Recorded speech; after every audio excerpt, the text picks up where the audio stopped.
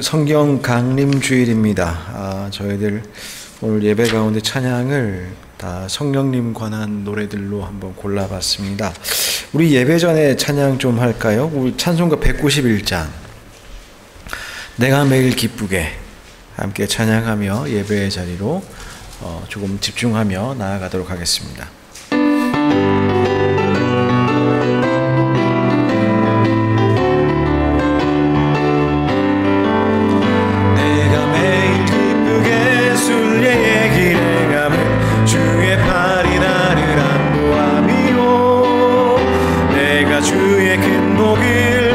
참된 비결은 주의 영이 함께함이라. 성령이 계시네 할렐루야 함께하시네. 좁은 길을 걸으며 밤낮 기뻐하는 것 주의 영이 함께함이라. 전에 죄에 빠져서 평안함이 없을 때 예수 십자가의 홀로 힘입어 그 발 아래 엎드려 참된 평화 얻음은 주의 영이 함께함이라. 성령이 계시네 할렐루야 함께하시네. 좁은 길을 걸으며 밤낮 기뻐하는 것 주의 영이 함께함이라. 나와 동행하시고 모든 염려하시니 나는 숲의 새와 같이 기쁘다. 내가 기쁜 마음으로 주의 뜻을 행하면 주의 팔이 날 보람이라. 성령이 계시네 할렐루야 함께하시네. 좁은 길을 걸으며 밤낮 기뻐하는 것 주의 영이 함께함이라. 세상 모든 욕망과 나의 모든 정욕은 십자가에 이미 몫을 박았네. 밤이 지나고 무거운 짐 벗으니 주의 영이 함께함이라. 성령이 계시네 할렐루야 함께하시네. 좁은 길을 걸으며 밤낮 기뻐하는 것 주의 영이 함께함이라. 성령이 계시네 할렐루야 함께하시네. 좁은 길을 걸으며 밤낮 기뻐하는 것 주의 영이 함께함이라.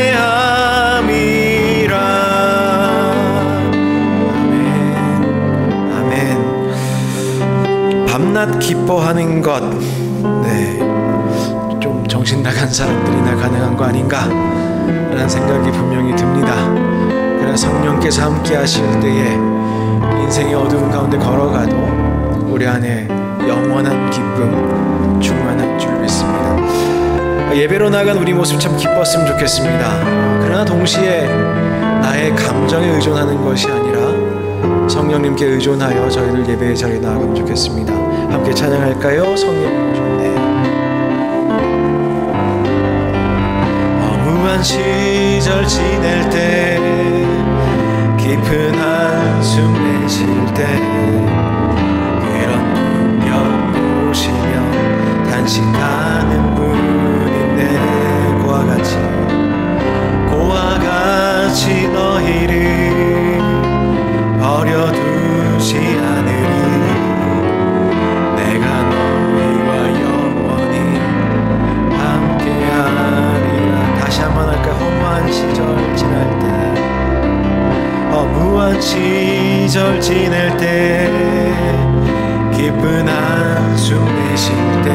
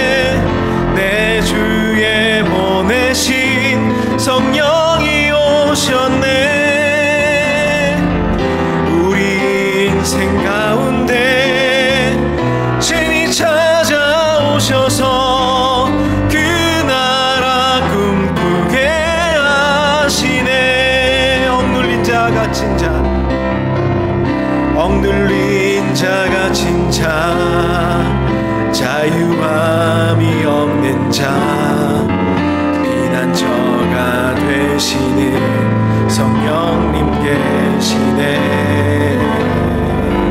주의 영이 계신 곳에 참 자유가 있다네. 아멘. 진리의 영이신 성령이 오셨네. 성령이 오셨네. 성령이 오셨네. 성령이 오셨네. 내 주에 보내신 성령이 오셨네. 우리 인생 가운데 친히 찾아오셔서 그 나라 꿈꾸게 하시네. 성령이 오셨네. 성령이 오셨네. 성령이 오셨네.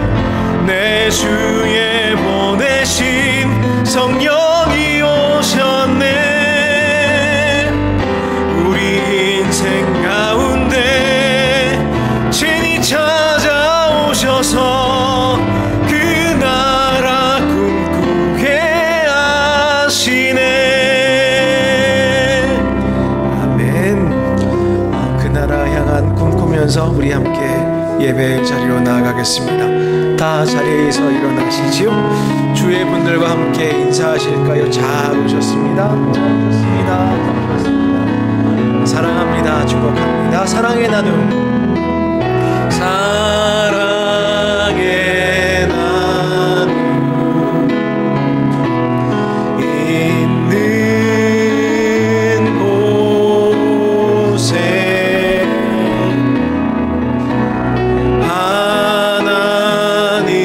하나님께서 계시도다. 사랑의 나눔. 사랑의 나눔 겠는 곳에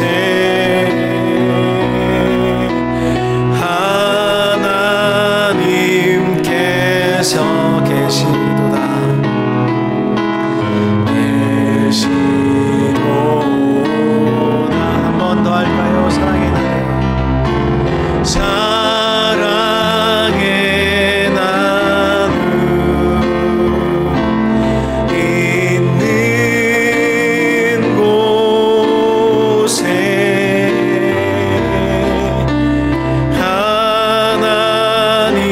하나님께서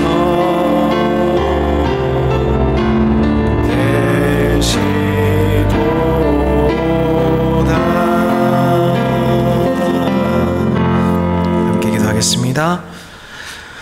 오순절날이 이미 이름에 저희가 다 같이 한 곳에 모였더니 호련히 하늘로부터 급하고 강한 바람 같은 소리가 있어 저희 앉은 온 집에 가득하며 불의 혀같이 갈라지는 것이 저희에게 보여 각 사람 위에 임하여 있더니 저희가 다 성령의 충만함을 받고 성령이 말하게 하심을 따라 다른 방언으로 말하기를 시작하니라. 아멘. 주님, 우리에게 예배할 수 있는 놀라운 특권을 주셔서 감사합니다. 이 시간 성령님 사모하며 부활하신 예수 그리스도 앞에 예배하며 함께 모였으니 주 성령으로 우리를 덮으시고 이 시간에 저희들이 다 성령의 충만함을 받아 성령이 말하게 하심을 따라 예배하게 하시고 또한 그렇게 살게 하여 주옵소서. 예수님의 이름으로 기도하옵나이다. 아멘. 찬송가 196장 함께 찬양하겠습니다.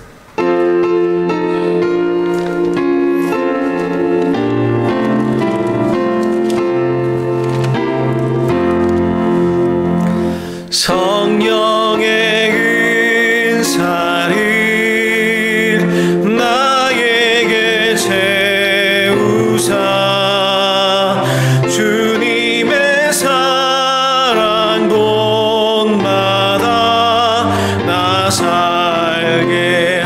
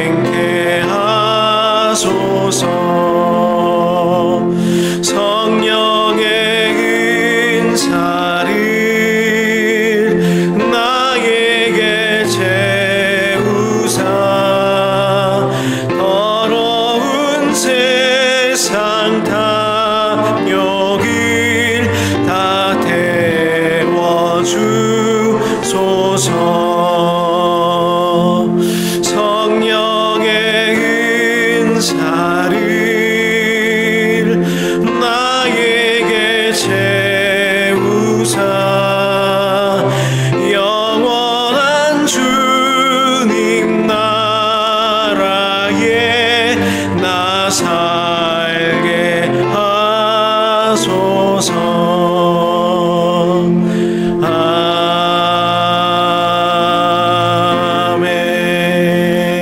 아멘. 교도문 135번입니다. 135번 성령 강림 함께 교독하도록 하겠습니다. 그의 위에 여호와의 영 곧 지혜와 총명의 영이요 모략과 재능의 영이요 오직 하나님이 성령으로 이것을 우리에게 보이셨으니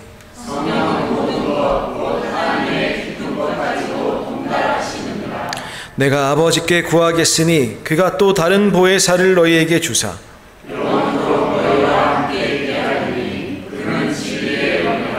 보혜사 곧 아버지께서 내 이름으로 보내실 성령 그가 너희에게 모든 것을 가르치고 오직 성령이 너희에게 임하시면 너희가 권능을 받고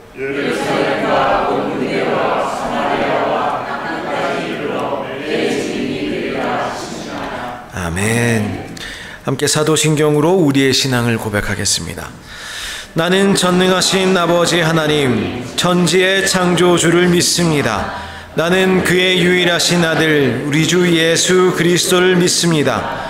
그는 성령으로 잉태되어 동정녀 마리아에게서 나시고 본디오 빌라도에게 고난을 받아 십자가에 못 박혀 죽으시고 장사된 지 사흘 만에 죽은 자 가운데서 다시 살아나셨으며 하늘에 오르시어 전능하신 아버지 하나님 우편에 앉아 계시다가 거기로부터 살아있는 자와 죽은 자를 심판하러 오십니다. 나는 성령을 믿으며 거룩한 공교회와 성도의 교제와 죄를 용서받는 것과 몸의 부활과 영생을 믿습니다. 아멘. 모두 자리에 앉으시겠습니다. 찬송가 190장 함께 찬양하겠습니다.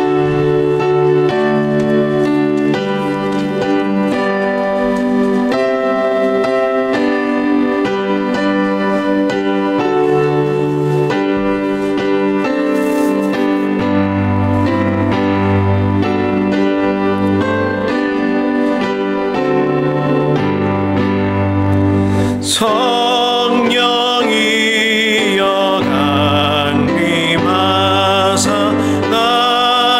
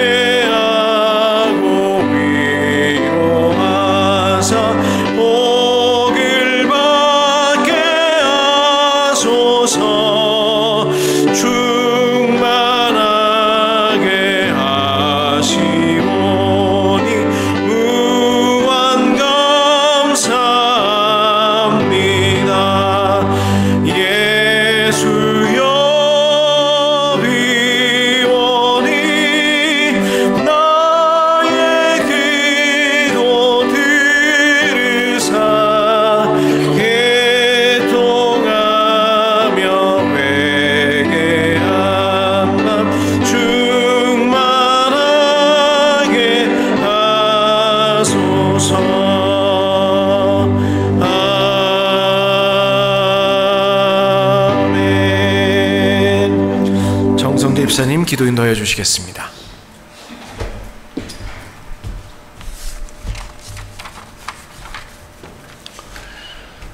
찬양과 영광을 받으시기에 합당하신 하나님, 우리를 죄악에서 건져내어 하나님의 자녀 삼아주시고 은혜 가운데 한 주간도 무사히 지내게 하셨다가 오늘 이 귀한 주일을 맞아 하나님 전에 나와 예배드리게 인도하여 주시니 고맙고 감사합니다. 이 시간 우리의 예배가 신령과 진정으로 드려지게 하옵시고 성령님 함께 하시어 우리의 예배를 흠양하여 주옵소서. 사랑의 주님, 우리를 구원시켜 주신 주님의 사랑은 말로 다 형언할 수 없을 만큼 크건만 우매한 저희들은 이를 깨닫지 못한 채 지난 한 주간도 세상에 동화되어 주님을 잊은 채 우리의 생각과 우리의 뜻에 따라 지냈음을 고백합니다. 주님의 말씀 따라 살지 못했던 우리의 죄를 용서하여 주시고 십자가 앞에 무거운 짐을 내려놓고 말씀 따라 살아가는 믿음의 자녀들 되게 인도하여 주옵소서. 구원의 하나님, 우리가 새 사람을 입기 원합니다. 누구든지 그리스도 안에 있으면 새로운 피조물이라. 이전 것은 지나갔으니 보라 새 것이 되었다라고 하셨으니 우리를 날로 더욱 새롭게 하옵소서. 성령의 은혜를 통하여 하나님의 깊고 오묘하신 뜻을 깨닫게 하여 주시고 우리의 몸과 마음을 하나님께 다 바치는 자녀 되게 하여 주옵소서.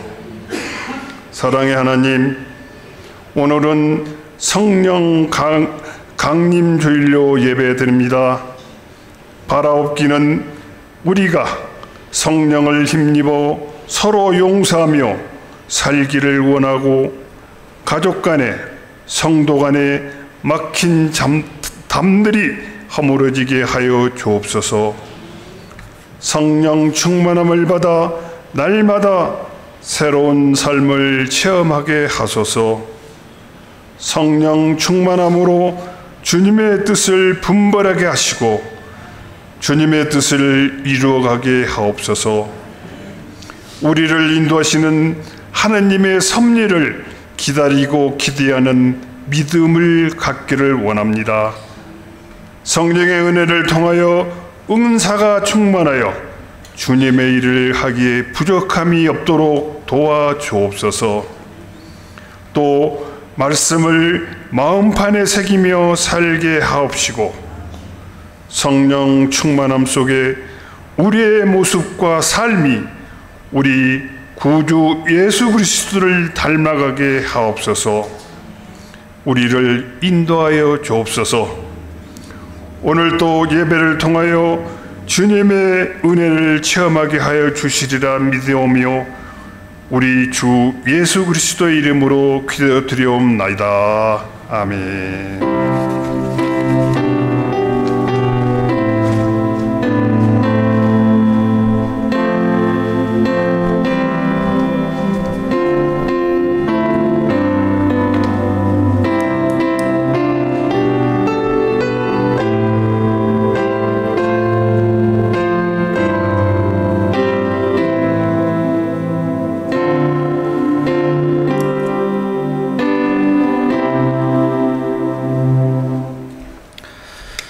이 시간에 내게 있는 향유옥합 함께 부르시면서 준비하신 예물 주님 앞에 드리도록 하시겠습니다.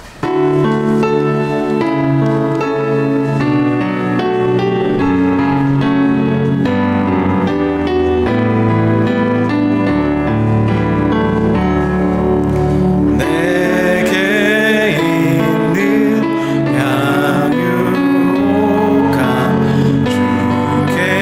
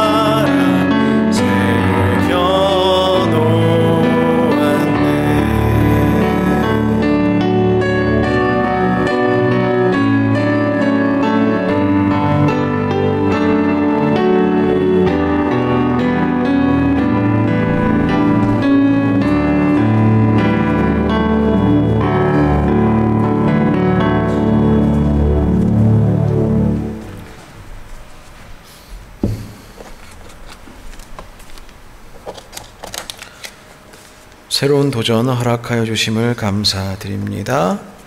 하나님 은혜 가운데 가정신방 마치게 하여 주셔서 감사드립니다. 복음의 삶 사는 자녀들 되도록 기도합니다. 성령 안에서 의탁합니다. 말씀대로 이루어지기를 원합니다. 우리 함께 기도하겠습니다. 사랑 많으신 하나님 감사합니다. 우리의 삶을 주관하시고 지난 한 주간도 주님의 호흡으로 이 땅 가운데 존재케 하셔서 이 시간 예배의 자리로 나아오며 주님 앞에 감사함으로 예물 드리게 하심을 감사드립니다. 이 예물 주님 기뻐 받아주시고 이 예물이 쓰이는 곳곳마다 주님 기쁘신 뜻을 따라 놀라우신 하나님의 나라가 이루어지도록 역사하여 주옵소서. 또한 아버지 하나님, 우리 가운데에 새로운 사업을 시작하는 형제들이 있습니다. 또한 아버지 하나님, 인생의 여러 가지 어려움을 놓고 주님 앞에 의탁하는 자들이 있습니다. 주님 기억하여 주시고 믿음으로 잘 감당하게 도와주시고 성령의 지혜 주셔서 우리 성도들의 사업장들마다 주님께서 주시는 풍성한 은혜 넘치도록 역사하여 주옵소서.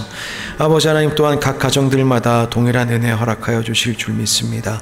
기도할 때마다 주님의 은혜를 덧입도록 도와주시고 그리하여 맡은 사명 각 가정들마다 잘 감당하며 주님께 충성하는 모든 교회 공동체 될 수 있도록 역사하여 주옵소서.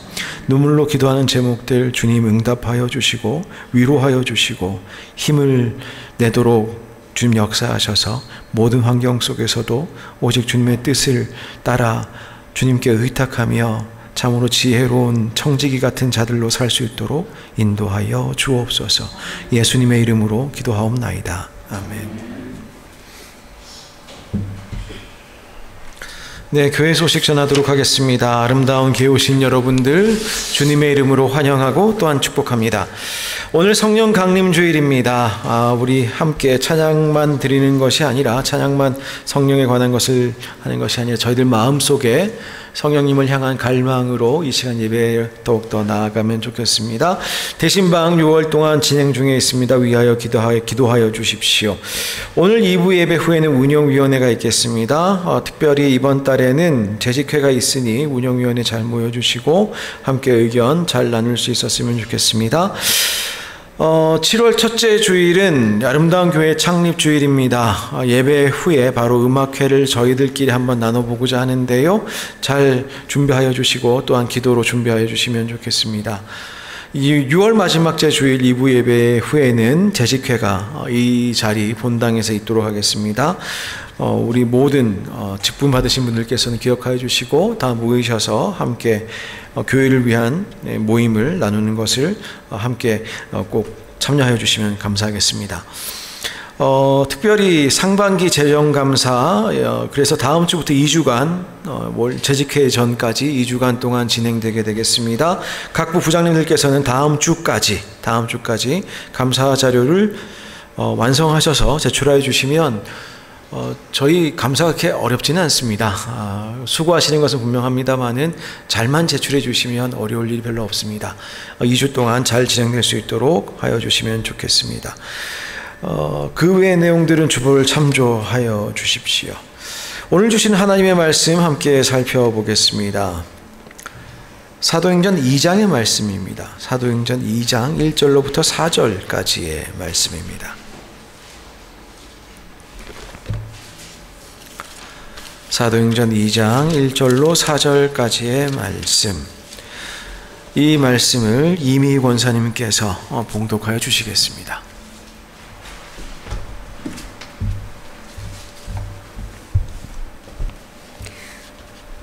다 찾으신 줄 알고 하나님의 말씀 봉독하겠습니다.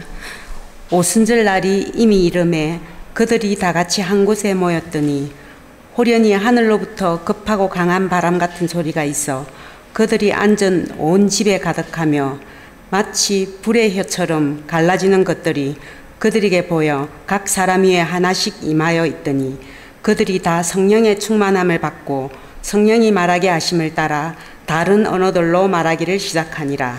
아멘.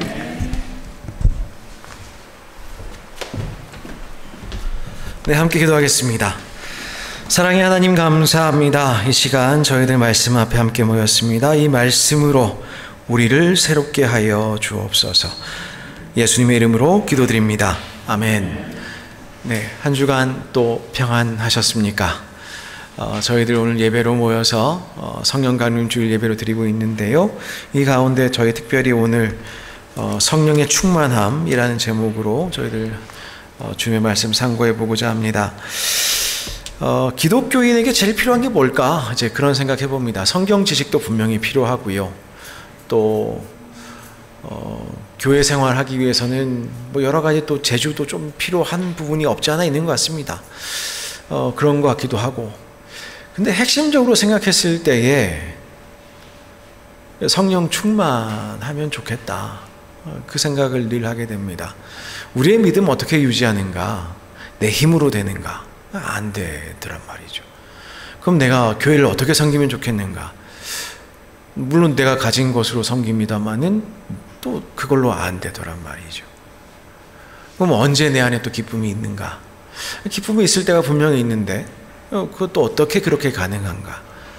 생각해보면 하나같이 우리가 성령 충만할 때, 성령님께서 우리 안에 역사하실 때에 우리는 그러한 신앙생활에 깊은 기쁨을, 또한 어떤 성취감을, 또한 은혜를 맛보고 누리고 이로 말미암아 더 기뻐하고 그렇게 살아가는 것 같습니다.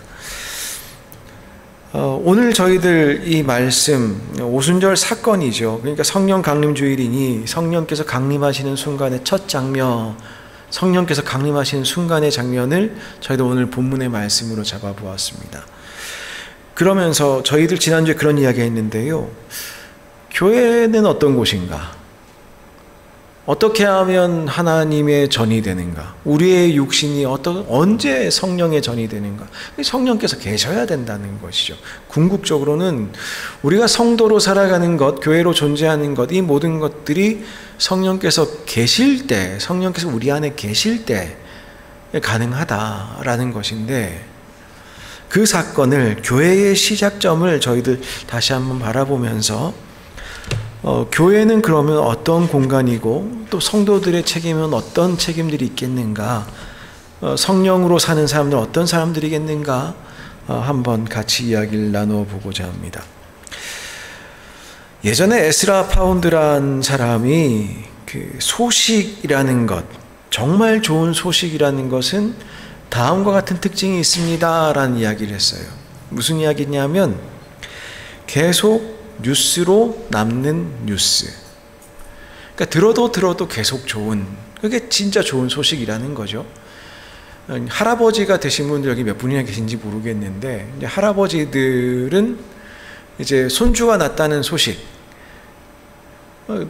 사진 보고 또 보고 또 보고 그럽니다. 이번 주에 또 김주랑 권사님 연락을 받았는데, 거기도 이제 첫째 따님이 이제 내년에 엄마가 될 모양인가 봐요. 그러면서 굉장히 기뻐하시는 것 같던데, 그 아이가 나면 또 얼마나 기쁩니까? 또 그 소식이 그 순간에 끝나는 게 아니라 또 계속 새로워요. 계속 새로우신 것 같아요. 저도 아직 모르는 일입니다. 그거는. 저도 모르는 일인데 보면 그게 그렇게 좋으시고 계속 소식입니다. 소식. 근데 오늘 이 사건, 계속 뉴스로 남는 뉴스, 우리가 계속하여 반복적으로 이거 정말 뉴스다, 새로운 사건이다 라고 인정해야 될 만한 사도행전의 사건, 바로 오순절 성령 강림 사건 아니겠는가 생각을 합니다. 교회 출발이 어디부터인가? 출애굽할 때 그 장면을 또 사도행전에는 광야교회라는 표현을 씁니다. 불러내서 하나님의 백성으로 만들어지기 시작하니 사전적으로는 에클레시아가 맞습니다. 불러냄을 받은 사람들이니까요. 근데 오늘 우리가 생각할 때에 이른바 조직교회, 함께 모여 함께 신앙을 고백한 이 교회 무엇으로 가능했는가라고 했을 때, 물론 구약의 사건들도 다 성령께서 역사하신 사건들이죠. 성전, 회막, 그 하나도 성령께서 역사하지 않으신 사건들이 없었죠. 마찬가지로 우리가 예수 그리스도를 주로 삼고 예수 그리스도의 부활로 말미암아 복음을 누리고 또한 이 세상을 살아가는 저희들이 교회를 이루는 것, 이것 역시 마찬가지로 성령의 사건으로부터 시작되는 것입니다. 교회의 출발은 오순절 강림 사건, 성령 강림 사건으로 시작됩니다. 성막에서, 성전에서 제사로 모이던 그 모임들이 디아스포라로 흩어지고 나선 회당으로 모이던 그 사람들이 이제 다시 한번 성령의 놀라우신 역사 가운데에 교회 공동체로 모이기 시작하는 것이지요.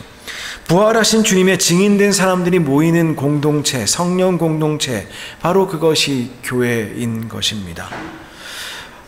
조금 전에 분명히 말씀드렸습니다만은 그 에클레시아라는 단어가 있어요. 종종 듣는 단어인데 그게 이제 엑스, 불러냈다, 그러니까 어디로부터 빠져나왔다는 것이죠. 그래서 보통은 그 의회를 말하는 것이기도 했습니다. 선택받아서 모인 사람들인 것이에요. 그런데 저희들은 그렇습니다. 하나님으로부터, 하나님께서 우리를 세상으로부터 불러내서 구별된 공동체, 그것을 교회라고 할 것인데, 그럼 그 교회가 불러내심을 받고 구별된 내용은 어떻게 가능한가? 어떻게 시작되는 것인가? 성령께서 시작하신다는 것이지요.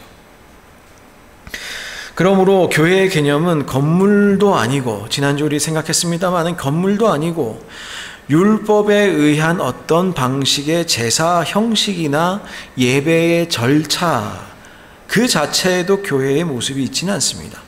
아니면 교회의 제도, 직분, 목사, 장로, 집사가 있어야 교회가 되는 것도 아닙니다.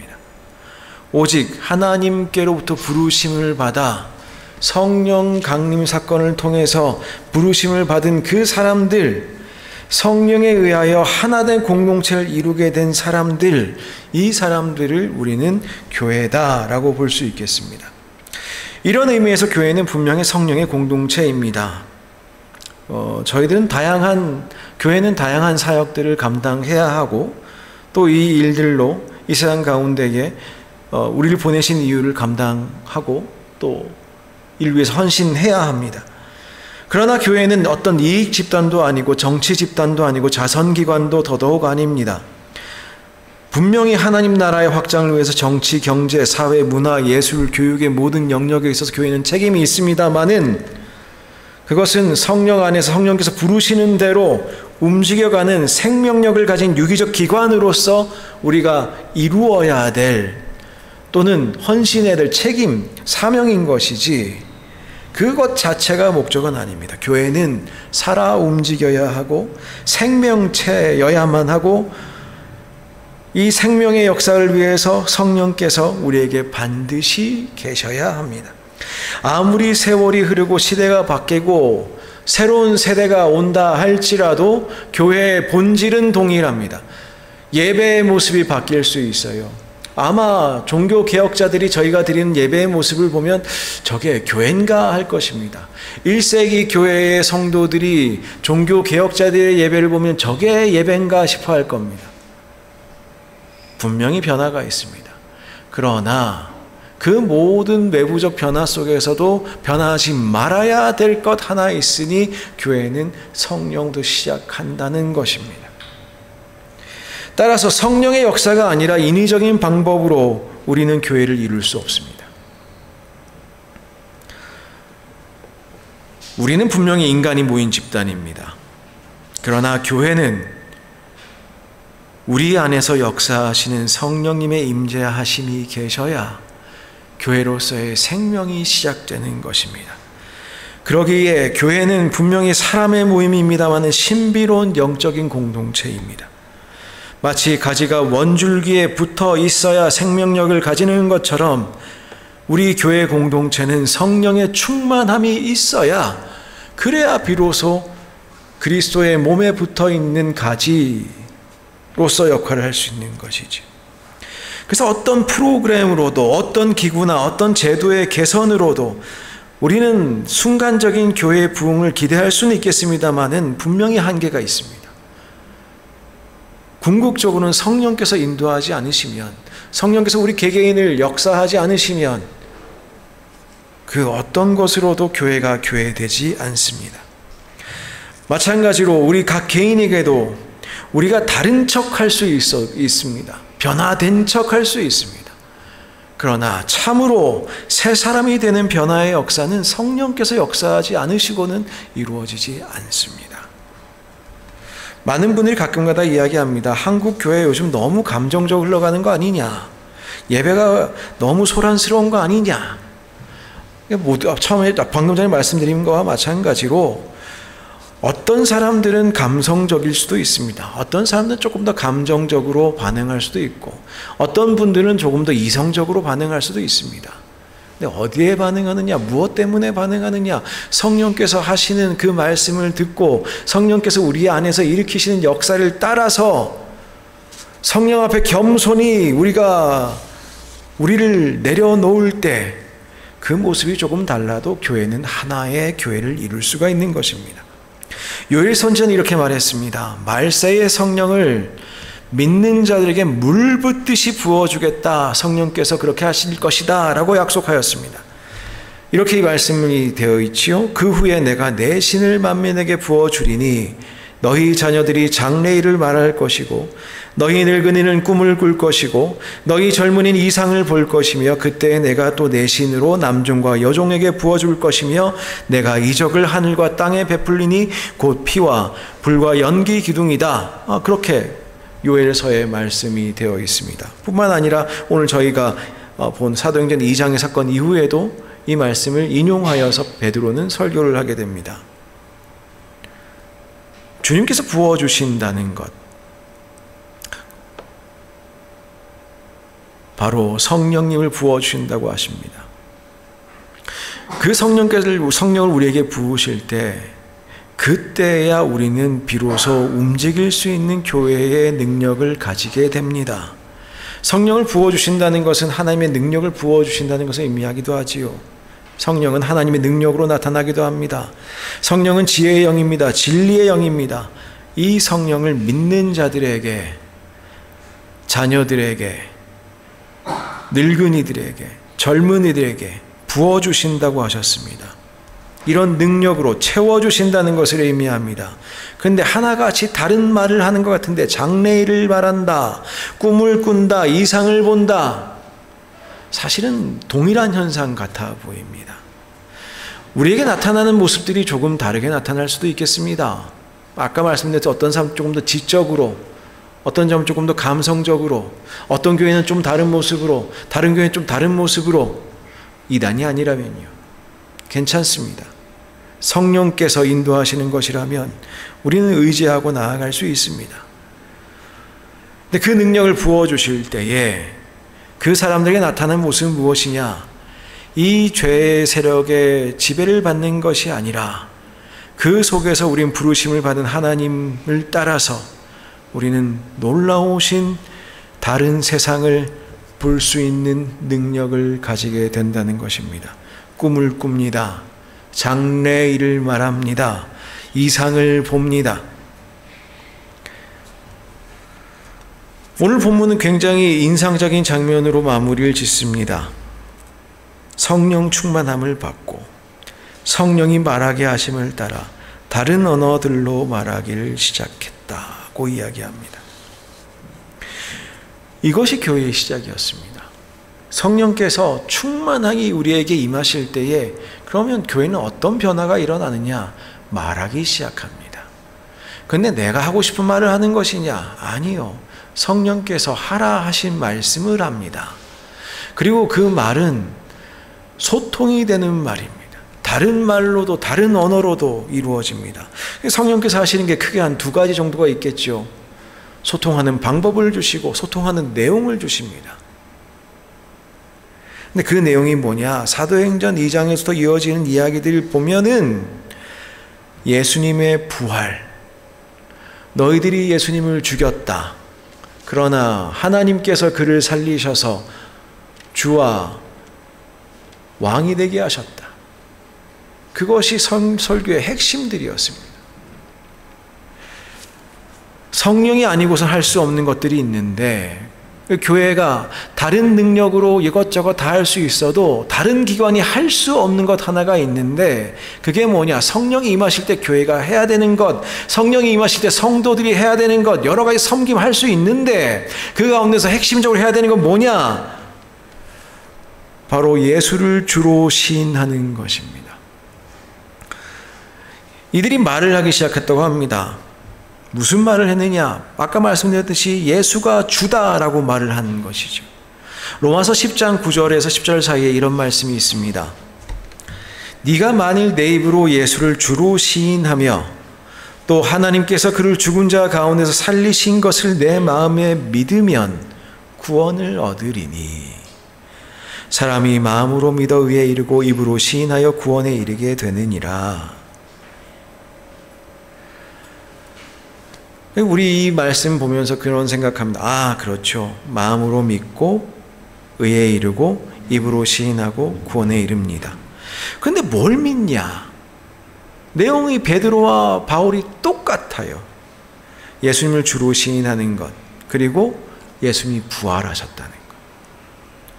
하나님께서 그를 죽은 자 가운데 살리신 것을 내 마음에 믿으면 구원을 얻으리. 이 복음의 핵심은 달라지지 않았습니다. 우리는 이 세상 가운데 살아가지만, 여전히 죽음이 눈앞에 있는 그런 육신 가운데 살아가지만, 성령께서 임하실 때에 우리는 다른 세상을 보는데 그건 예수님을 통해서 보여진 세상입니다. 장래일을 말하게 되는데 그것은 예수님을 통하여 보이게 되는 다른 세상입니다. 다른 장래입니다. 꿈을 꾸고 이상을 봅니다. 근데 이것이 이렇게 볼 수 있고 다시 믿게 되는 이 장면들, 이것이 성령이 아니고서는, 성경은 이야기합니다. 성령이 아니고서는 예수님을 우리가 주로 시인할 수 없다. 예수를 주로 고백하게 하는 것은 성령으로 말미암은 것이라고 합니다. 오늘 본문도 그렇게 이야기합니다. 성령께서 임하시니까 사람들이 말하기 시작해 뛰쳐나갔습니다. 말한 내용이 무엇이냐? 예수가 주다. 하나님께서 그를 살리셨다라고 하는 내용이라는 것이죠. 우리의 입에, 우리가 성령 충만할 때 우리의 입에는 무슨 소리가 나겠습니까? 우리가 성령 충만할 때 교회는 어떤 메시지를 선포하게 되겠습니까? 우리가 다른 세상의 주가 있다고 이야기하겠습니까? 다른 복음이 있다고 이야기하겠습니까? 하나님께서 무슨 다른 놀라운 기적을 행했다고 말하는 것이 우리에게 복음이 되겠습니까? 아니요. 예수님이 우리의 주시고 하나님께서 그를 죽은 자가 살리셨다라는 것이죠. 외적인 조건으로, 힘으로 교회에 나온다고 해도 우리는 가끔 가다가 온전히 주님을 주님으로 고백하지 못할 때가 있습니다. 우리가 예수님을 주님으로 고백하는 것은 성령의 감동과 성령의 역사가 아니고서는 가능하지 않습니다.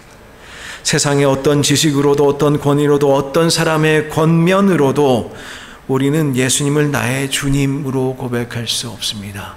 근데 그것이 이루어지는 순간이 언제냐? 성령 충만하게 될 때 비로소 우리는 그 주님을 보게 됩니다.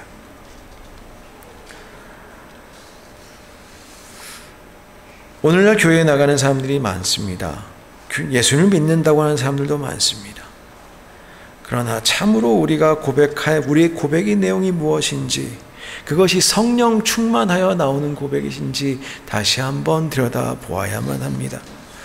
그때에 우리는 다시 한번 우리의 모습을 냉정히 바라볼 수 있을 것입니다. 주님께서 얼마나 우리를 사랑하셨는지, 어떻게 우리를 구원하셨는지, 그분이 얼마나 우리를 사랑하시는지, 성령이 아니고선 우리는 예수님을 주로 고백할 수가 없습니다. 그렇게 예수님을 주님으로 고백하는 사람들 담대합니다. 사도행전 끊임없이 이야기합니다. 담대히 복음을 전했다. 근데 그 담대하다는 것은 복음을 전하는 순간만을 이야기하는 것이 아니라 늘 핍박과 고난 가운데에서도 이 사람들이 변함없이 주님을 의지하며 살았다는 것을 의미합니다. 무슨 말이냐? 성령이 아니고서는 우리는 우리의 삶을 이겨낼 수 없습니다. 우리에게 주어지는 고난과 우리가 감당하고 우리에게 주어진 핍박과 가끔가다 우리가 고민하는 그런 고난들, 성령이 아니고서는 우리 인생의 숙제를 제대로 해결할 수 없습니다.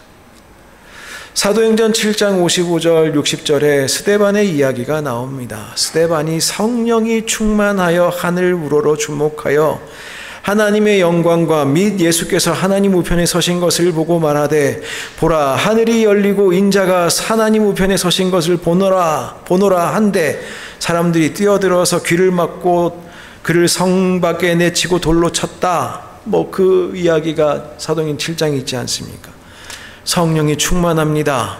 하늘 우러러 봅니다. 하늘에 계신 하나님과 예수 그리스도를 봅니다. 여러분에게 그 광경이 보이시는지요? 그 광경이 보이는 자들 삶의 고난과 핍박도 이겨냅니다. 정말 절망적인 순간에도 하나님의 뜻대로 자신을 드릴 수 있습니다. 돌에 맞은 이후의 스데반의 모습입니다. 저희가 돌로 스데반을 치니 스데반이 부르짖어 가로되 주 예수여 내 영혼을 받으시옵소서. 그러니까 죽기 직전이지요. 부르짖어서 아마 소리 지르지 않았겠습니까? 너무너무 아프지 않았겠습니까? 이제 의식이 희미해져가는 순간이 아니겠습니까? 여기까지 하고 그냥 끝날 것 같은데 성경은 다른 이야기를 합니다. 죽기 직전이죠. 그럼 널브러져 있었던 사람일 텐데 내 영혼을 받으시옵소서 하고 무릎을 꿇고 크게 불러 가로되 주여 이 죄를 저들에게 돌리지 마옵소서 이 말을 하고 자니라 라고 성경은 이야기합니다. 스데반이 어떤 죽음을 당합니까? 죄 없이 돌에 맞아 죽었습니다. 그 죽음의 고통 가운데 마지막에 이 사람은 무릎을 꿇고 기도합니다. 용서하고 갑니다. 용서하고 순교합니다. 성령이 아니고서는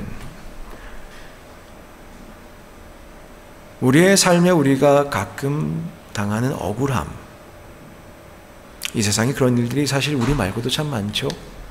억울한 죽음, 죄 없이 당하는 핍박, 무슨 힘으로 이겨냅니까? 오직 성령의 능력입니다. 오늘 우리가 우리의 인생을 걸고 예수님을 따라 살 수 있는 것, 모든 고민과 상황 속에서 예수님을 따라 살 수 있는 것, 그것은 교육의 힘도 아니고 경제적 풍요로움도 아니고 지식을 가져서 유식하기 때문에 그럴 수 있는 것도 아닙니다. 오직 성령께서 우리에게 충만히 역사하실 때에 우리는 우리의 인생을 보다 가치 있게 살 수 있습니다. 마지막 순간까지 주님의 뜻을 이루며 살 수 있는 것입니다. 예전에 마틴 루터 킹이라는 사람이 있었습니다. 여러 가지 이야기들은 있지만 이 사람은 끝까지 그래도 어떤 다른 세상을 보았던 것은 분명해 보입니다.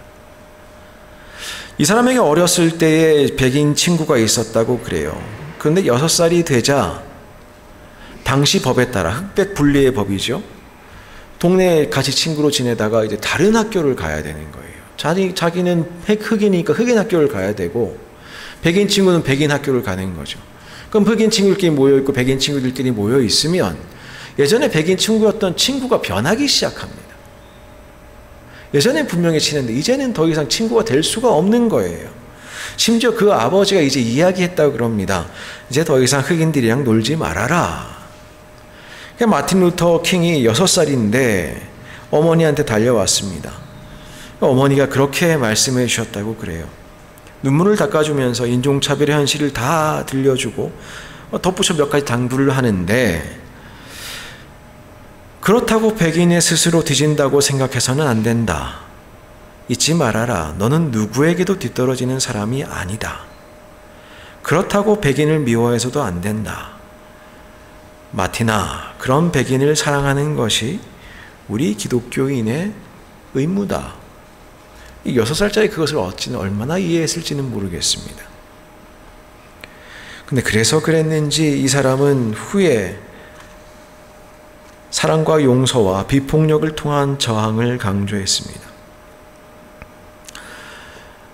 어떻게 끝까지 그럴 수 있었을까? 집이 폭파도 당하고 그 여러 가지 일들이 있지만 자신의 어떤 인종적인 문제 때문에 그랬던 것인지 가끔 가다가 잘 살펴보게 됩니다. 그러나 그가 한 연설 끄트머리에 그가 보았던 비전 다시 한번 보게 됩니다. 저는 꿈이 있습니다. 거친 곳이 평평해지고 굽은 곳이 펴지고 하나님의 영광이 나타나 모든 사람들이 함께 그 광경을 지켜보는 그 꿈 말입니다. 성령께서 인도하시는 어떤 그 자락을 이 사람 맛본 것은 아닌가라는 생각을 해봅니다. 성령께서도 우리에게 동일한 역사를 하여 주시길 원합니다. 대한민국의 정치인들에게도 성령께서 역사하여 주시길 원합니다. 성령께서만 보여주실 수 있는 그 어떤 광경을 우리에게 한순간이라도 보여주셨으면 좋겠다. 이제 그런 생각을 해볼 때가 있습니다. 그럼 끝까지 성령 충만함을 받은 우리들은 끝까지 살아갈 수 있을 텐데 말이죠. 성령 충만한 사람들 이렇게 살아갑니다. 성령이 아니고선 담대할 수 없고요. 성령이 아니고 고난 중에 찬송을 부를 수도 없습니다. 고난 중에도 주님께 영광 돌리는 것, 이 역시 성령 충만할 때 가능합니다. 바울과 실라 매를 맞고서도 성령 충만하여 찬송하였습니다. 그리스도의 참된 감사와 기쁨은 오히려 성령 충만할 때에는 오히려 고난 중에 터져 나오게 되어 있습니다. 참된 감격의 찬송은 성령의 감동에 말미암아 나타납니다. 목소리로 부르던 찬송이 성령께서 함께 하시면 그 찬송이 가슴으로 불려지고 되고 하나님께 주시는 호흡으로 이 땅에 내뱉어지게 됩니다. 그래서 듣는 사람에게도 감동을 주게 됩니다. 실망에 찬 사람들에게도 용기를 줍니다. 성령 충만한 사람들의 역사는 그러한 것입니다. 성령이 아니고선 참으로 담대할 수 없습니다. 참으로 감사할 수 없고 참으로 우리가 우리의 인생을 이겨낼 수 없습니다. 그렇게 살아가는 사람들이 바로 교회인 것입니다. 말씀을 마무리 지을까 합니다. 예수님께서 고난 받으시기 전에 하신 말씀이 있지요. 성령을 보내주겠다. 성령께서 기억나게 해주시겠다.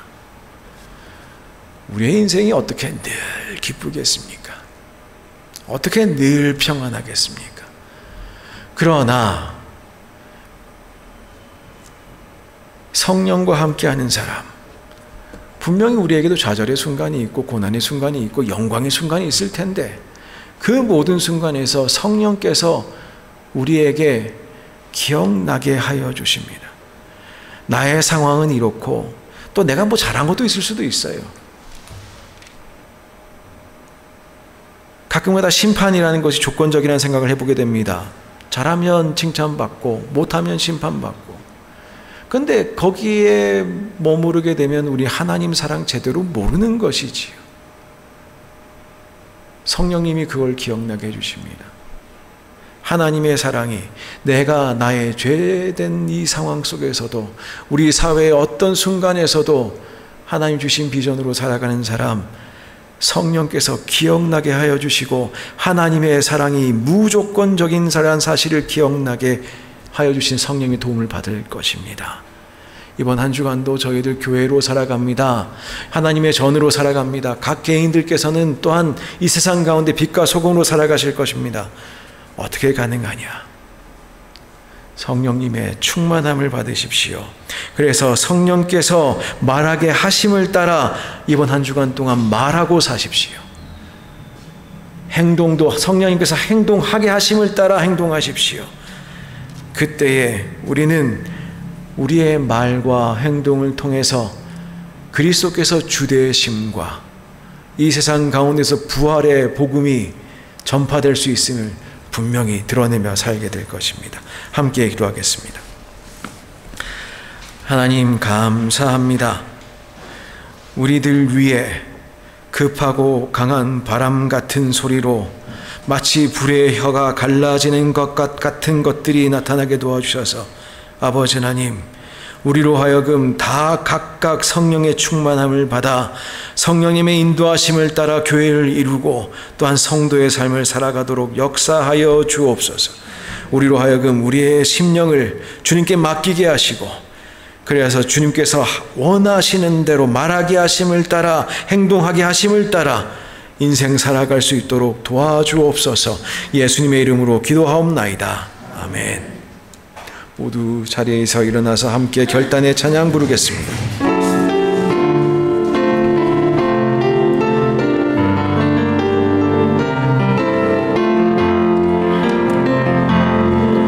주의 말씀 앞에서 그토록 찾으시던 하나님의 기쁨, 이 세상을 향한 거룩한 생명빛 되어 이 세상을 위한 구원의 소망 되어 영원한 하나님의 나라 함께 세워가리. 그의 부르심 따라 당신의 삶을 드릴 때 세상은 당신 안에서 주의 영광 보리라. 이 세상을 이길 주님의 군사 되어 이 세상을 섬길 주님의 손과 발 되어 영원한 하나님의 나라 함께 세워가리. 네, 오늘 말씀을 들으시고 혹시 그런 생각하시는 분 계실지 모르겠습니다. 목사님, 저 요즘 제 마음이 그냥 식어버린 것 같습니다. 말라버린 것 같습니다. 성령의 기름은 고사하고 그냥 불은 고사하고 말라버린 것 같습니다. 기억나시나요? 엘리야와 그 바알 제사장들 물을 그렇게 부었는데 하늘에서 불이 떨어지니까 불길이 다 핥았다. 여러분의 상황에 의존하시면 성령 충만하지 않습니다. 지난주에 청년부들과 그 특강을 나누다가 질문이 있었어요. 회개기도는 얼마나 해야 되나요? 자꾸 해도 죄를 사함받은 것 같지가 않아요.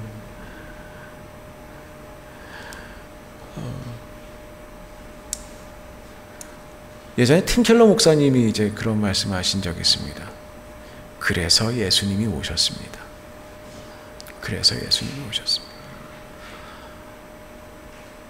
이번 한 주간 살아가실 여러분들께 그래서 저는 한마디 더 붙여드리려고 합니다. 그래서 성령님께서 오셨습니다. 기억나게 하시고 여러분 안에 심령을 다시 한번 불태우시고 하나님 나라를 향한 비전을 다시 한번 일깨워 주시고 이번 한 주간도 주님의 나라 기쁨 가운데 살아가게 되실 줄 믿습니다. 이제는 우리 주 예수 그리스도의 은혜와 하나님 아버지의 크신 사랑과 성령님의 친밀하신 교제가 다시 세상으로 나아가며 성령님에 의지하고 성령 충만함으로 성전으로 이 땅을 살아가기로 다짐하는 모든 성도들 위해 또한 우리 아름다운 교회 위에 각 성도들의 가정과 일터와 자녀들 위해 이 땅 멕시코와 우리 족 대한민국 위에 이제부터 영원까지 함께 계시옵기를 간절히 축원하옵나이다. 아멘.